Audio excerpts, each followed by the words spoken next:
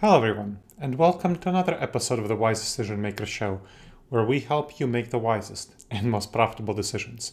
And today we'll talk about generative AI, and more broadly, the revolution in AI, which is actually helpful for remote and hybrid work. Let's talk about that. Major companies are increasingly mandating office presence of 3 days a week. But there are employees who are increasingly questioning the need for office attendance, not only due to the experience of the pandemic, but also due to new technologies enabling them to work more effectively when they work remotely. They insist they're doing their jobs well remotely, and there's data showing that there's increased productivity when they work remotely. But leaders worry that remote work undermines communication, collaboration, and poses cybersecurity risks. So let's talk about how generative AI is actually addressing some of these concerns. And I see this in my clients. Having helped 26 companies figure out their hybrid and remote work policies, I see them using generative AI more and more to facilitate hybrid and remote work. So ChatGPT and other generative AI, Gemini, Ultra, and so on, they're enhancing remote and hybrid work by reducing the need for frequent office visits. They facilitate better information sharing. They improve productivity and efficiency. They improve the meetings of people who are remote, whether it's a remote meeting or a hybrid meeting. They support knowledge management and development of professional skills, and they ensure security and privacy. Finally, they improve the well-being of remote and hybrid workers. Let's talk about each of these in turn. So, efficiency. AI-driven applications reduce the need for frequent office visits by addressing the kind of concerns that leaders have about communication, coordination. They facilitate very quick access to relevant data and documents that previously you would have had to be in the office to get access to.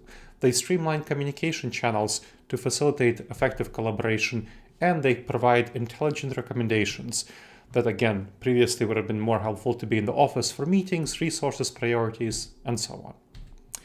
And let's talk about information sharing next. It streamlines quick resource discovery for remote workers. So generative AI helps remote workers discover a variety of resources that previously it would have been better for them to be in the office to do, and reduces the time that they spend on searching for documents, waiting for colleagues to respond to their questions. So it empowers workers to work more independently from each other. So they don't have to work in the office where they depend on each other more to get information, but they still stay connected to colleagues and to the organization as a whole. Let's talk about productivity. So AI is a great productivity powerhouse that matches skills and interests for optimal teams and optimal tasks. It also helps peer-to-peer learning and mentoring. It frees workers from repetitive tasks and enables them to focus on more high-value activities that humans can do. So because it automates tasks that humans are not as good at, or that humans don't need to do, these repetitive tasks that are lower value activities. And it provides recommendations for improvement of worker activities that are tailored to their needs. And finally, it reduces burnout by prioritizing worker tasks. Okay, what about remote meeting experiences? It's very helpful for video conference experiences, whether it's remote or hybrid. It can adjust lighting, background, and appearance for better video conferences, helping you look professional, helping you look consistent. So that's always good.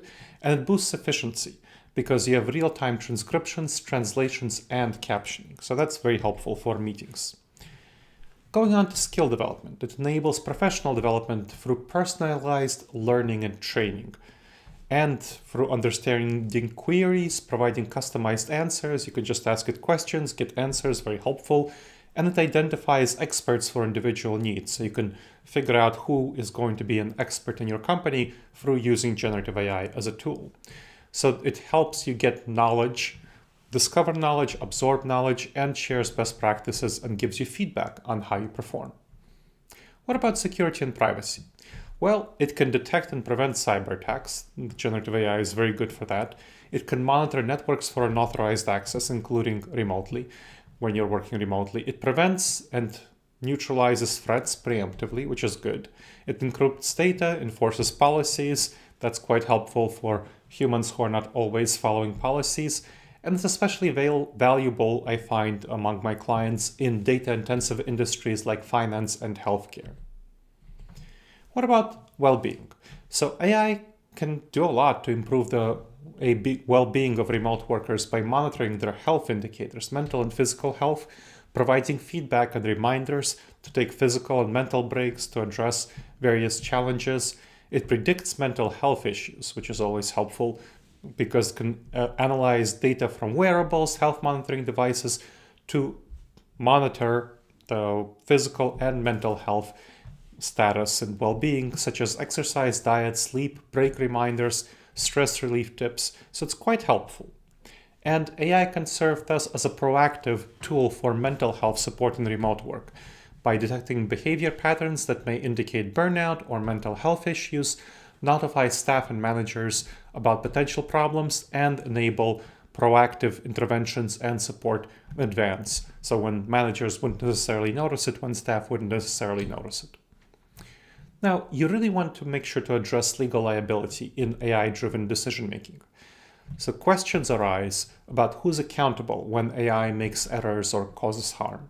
So there's a real need for robust governance frameworks within companies for responsible AI decision-making and, of course, outside of companies as well. So it would be helpful to have clear guidelines and regulations to determine the extent of legal liability at the government level, for insurance to also provide this. But companies individually need to, of course, have this as well. Now, you've probably heard about bias in AI algorithms because it may inherit biases from training data that can lead to unfair treatment of people, groups that may cause legal liabilities and ethical ones.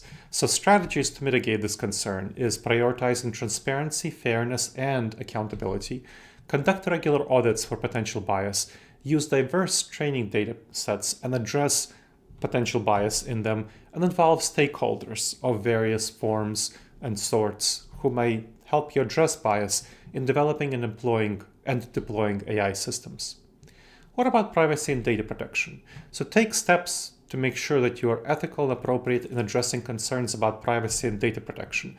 Obtain consent, explicit consent from your remote employees for data collection and processing, and use robust encryption controls for this purpose. There's going to be a lot of data protection laws, GDPR regulations. For example, GDPR in the EU and California has a number of data protection laws. Make sure you're complying with those and implement strong organizational privacy concerns. More broadly, you really want to be aware of humanity's broader interests because there is a serious concern about more competent, as progress goes on, more competent generative AI may cause humanity to lose control over its future. So there's going to be job displacement concerns, so you want to make sure to invest in reskilling and upskilling employees. That's already a very big concern right now to help workers adapt as roles evolve. But there's risks associated with that uncontrolled AI. So some experts are urging a 6-month pause on AI training. Others propose even completely halting further AI research. You really want to make sure that your company is keeping track of what's going on to ensure that AI is aligned with human values. The AI you use, and just more broadly lobbying, advocating for AI to be aligned with human values. So let's review the benefits of generative AI for remote and hybrid work. It provides effective information sharing, enhanced communication and collaboration, improved productivity and efficiency, and support for knowledge management and skill development. It helps ensure security and privacy, resulting in less reliance on costly physical offices. And to fully embrace AI, make sure that you manage risks and address legal liability. All right, everyone. I hope you've enjoyed this episode of the Wise Decision Maker Show.